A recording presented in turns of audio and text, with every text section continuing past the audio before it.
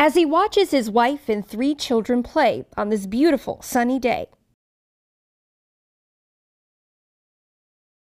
Brian Nearing can't help but think back to where they were a year ago. My wife and kids were in a different shelter, and I was living in a tent on the street.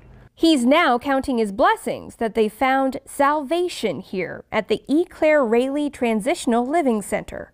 We jumped on it, and we've been here ever since. While growing up in a single-parent household in Fresno, Nearing did everything he could to avoid a life of gangs and temptation.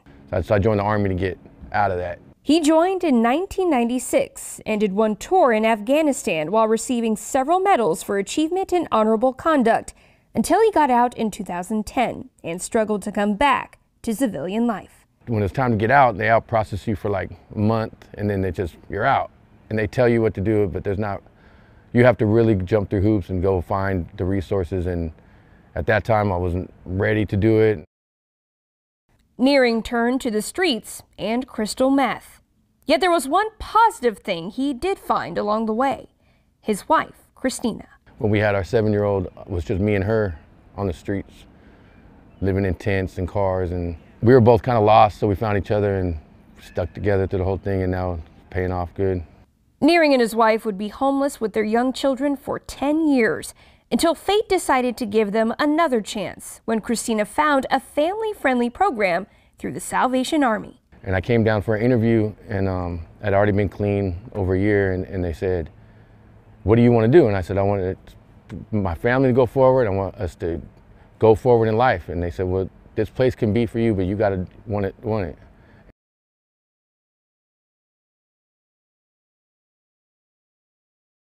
And we've got to help not only the vets like Brian transition to life, but we've got to help these individuals that are in tents transition back into life. As someone who was once homeless himself, E. Claire Raley's supervisor, Ron Marlette, recognizes how crucial their amenities and services are for families looking to rebuild a broken foundation. But it takes patience and dedication. It's about accountability, holding them accountable to what, if you say you want to follow this path, we're going to hold you accountable until you say, I'm not going to do this anymore. There is an answer for homelessness and poverty. We've just got to understand that it is going to take some money, and it is going to take a process, and you've got to have the holistic programs to get them there.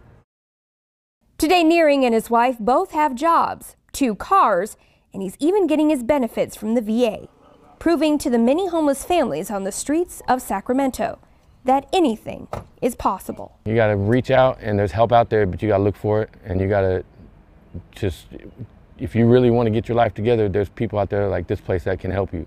In Sacramento, Melanie Townsend, Fox 40 News.